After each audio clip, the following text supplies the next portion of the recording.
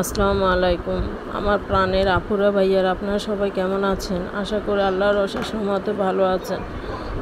আমি ভালো নেই, কারণ আমি আজকে অনেক দিন যাবৎ ফেসবুক, ইউটিউব ওটা আমি চালাতেই পারতেছি না। আমার চোখের সামনে এগুলো বেশি আসতেছে আর আমার খুব খারাপ লাগতেছে। আমি ভিডিও দিচ্ছি কিছু কথা বলার জন্য। আমি ভিডিওটা শুধু আপনাদের সাথে কিছু কথা বলার জন্য আজকে ভিডিওটা আপনাদের সাথে শুরু করছি।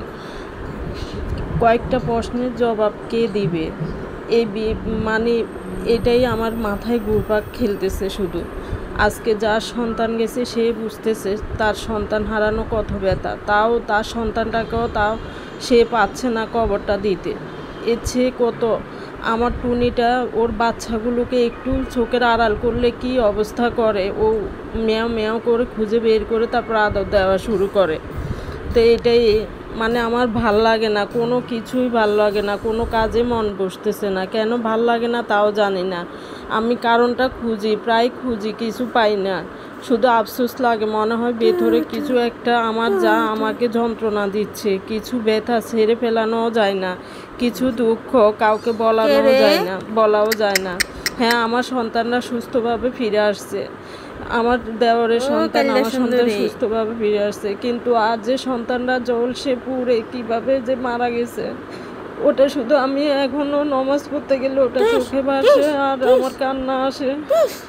কান্নায় আমি বুকটা ফেটে যায়। যাদের সন্তান গেছে, এক ফ্যামিলি 3টা বাচ্চাই মারা গেছে, এবং মায়ের কিভাবে যে মা যন্ত্রণা এই শোক সইবে, আল্লাহর কাছে আমি শুধু এটাই দেশ যেন সইতে পারে, সেই ধৈর্যটা দেখ। আহারে, সোনা বাচ্চাগুলো কত কষ্ট পেয়ে মারা গেছে। স্কুল থেকে ওরা ওর মায়ের কাছে ফিরে যাবে, মা হয়তো ওর পছন্দের খাবার রান্না করে বসে আছে, আর কিছুক্ষণ পরেই ছুটি হবে। কিন্তু কে জানতো ওরা আজকে দুনিয়া থেকে চিরতরে ছুটি নিয়ে চলে যাবে। নিজে মা হওয়ায় বুঝতে পারি সন্তান হারানো মায়েদের বেদনা, তাদের অপেক্ষা আর শেষ হবে না। আফসোস, আমাদের বাচ্চারা আজকাল স্কুলে নিরাপদ না। ওই ঘটনার দায় কে নেবে, কাকে দিব? কারণ 1976 সালের বিমান, কী কারণ 2011 সালে আমরা কিনব? আর কেন ঢাকার মতো জনবহুল এই শহরে সেটা নিয়ে প্রশিক্ষণ করতে হবে? কে দিবে এই জবাব চাই। এই কথাগুলো এগোতে বলছে, তো এটা আমাদেরও কথা। কয়েকটা কারণ দেখেন, আজকে কোচিং নিয়ে কয়েকবার আন্দোলন হয়েছে, কোচিং বন্ধ, কিন্তু কোচিং বন্ধ করে নাই। এখান দিয়ে বলতেছে আমরা চাপ দিই না ছাত্রদেরকে কোচিং করতে, কিন্তু কোচিং করতে ওরা চাপ দেয় না, কিন্তু কোচিং না করলে ওদেরকে ফেল করে দেয়, স্কুলের মধ্যে ক্লাসের মধ্যে ফেল করে দেয়। যারা পাশ করা নয় তারা ওদের কাছে কোচিং করলে পাশ করে যায়। তো কি কোনটা চাপ না হলে কি এটা ও উপর দিয়ে বলে ওরা চাপ দেয় নাই? আজকে যে সন্তানগুলো মারা গেছে কোচিংয়ের কারণে, সেটা কোচিং করবে, ছুটি হয়ে গেছে, কোচিং করবে, বসে আছে, এই সময় এই ঘটনাটা ঘটছে। অনেক সময় মনে হয় কেন শুক্র শনিবারে এটা হলো না, শুক্র শনিবারে হলে তো এই বাচ্চাগুলো আর মরতো না, হয়তো স্কুলের ক্ষয়ক্ষতি হতো, এই বাচ্চাগুলো জান যেত না। যারা বেঁচে আছে কত কষ্ট পাচ্ছে, এই ছোট ছোট প্রাণগুলো জ্বলসে গেছে, ওদের কত কষ্ট হচ্ছে। তাহলে আর কেন লাশ নিয়ে এত রাজনীতি?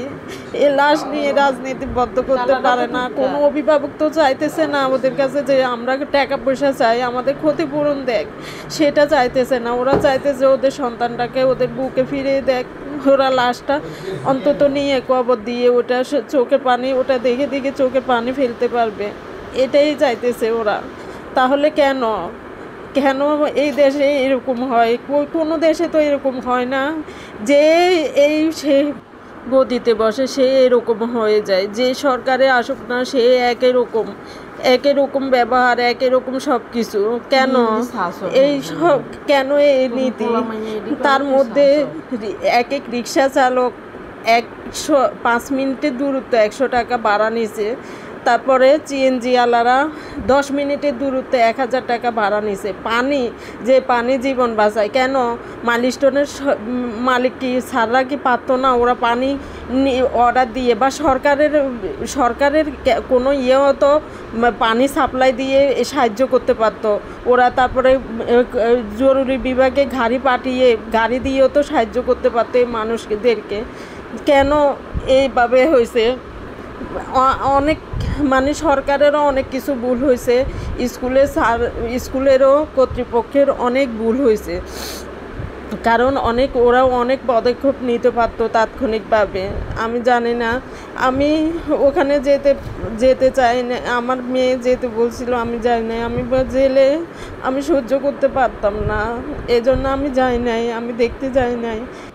কারণ এখানে এটা নিয়েও ব্যবসা শুরু করছে, মানুষ জলসে গেছে। আর 1 লিটার পানির দাম 300 টাকা। তারপরে 10 মিনিটের দূরত্বে রিক্সা ভাড়া, সিএনজি ভাড়া 1000 টাকা। 5 মিনিটের দূরত্বে রিক্সা ভাড়া 100 টাকা। আর মানুষ যে আরও পরিস্থিতি ভিডিও করতেছে, কেউ দেখে ভিডিও করতেছে, কারণ সাহায্য করতেছে না। আমগো দেশে এখন একই পরিণতি হয়েছে যে দাঁড়িয়ে দাঁড়িয়ে ভিডিও করবে, কিভাবে দাঁড়িয়ে ভিডিও করবে আর দেখবে। তো এই তো আমাদের দেশের মানুষের পরিণতি। তো এই লোকটা কিন্তু সাহায্যের হাত বাড়িয়ে দিছিল ওই দিন। ও রিক্সায় একটা সাইনবোর্ড টাঙিয়েছিল যে ফ্রিতে আমি রুগী নিব। তো ওইটা দেখে উনি 8-10 জনের মতো রুগী নিছে। তো এটাও একটা মানবতা বলতে গেলে, এই লোকটার মধ্যে মানবতা। আর যে লোকরা এই এটা নিয়ে ব্যবসা করছে, যেমন পানির বোতল দিয়ে, তারপরে রিক্সা চালক, তারপর সিএনজি আলারা, ওই টাকাটা ওরা কয়দিন খেতে পারবে? আমি ওটাই ওদের কাছে প্রশ্ন। ওরা ওইখানেও ব্যবসা করছে, ওইখানেও লাশ নিয়ে, তারপরে জলসে যাওয়া মানুষ নিয়ে কিভাবে ব্যবসা করতে পারলো? যেমন ওরা করছে সাধারণ মানুষ, তেমন আমাদের সরকারও করছে। তারপরে সেনাবাহিনী কীভাবে রাতে হোস্টেলের ছেলে মেয়েদেরকে আটকিয়ে রেখে তারপরে অনেককে বের করে দিছে, তারপর রাত্রে লাশ গুম করছে। এটা কি এদেশে মানবতা? আমার কথা হলো, যারা লাশ হারিয়েছে তারা তো টাকা চাচ্ছে না, কোনো অভিভাবক টাকা চাচ্ছে না। তাদের লাশটা ফিরিয়ে দিলে তো, তাদের মায়ের বুকে লাশটা ফিরিয়ে দিলে তো লাশটা কবর দিয়ে ওরা বুকে নিয়ে সান্ত্বনা পেত, তারপরে লাশটা দেখে 2 ফোঁটা চোখের জল ফেলতে পারতো। তো আজকে এই পর্যন্ত, বললে অনেক কিছু বলা যায় কিন্তু বলতে পারছি না। আল্লাহ হাফেজ।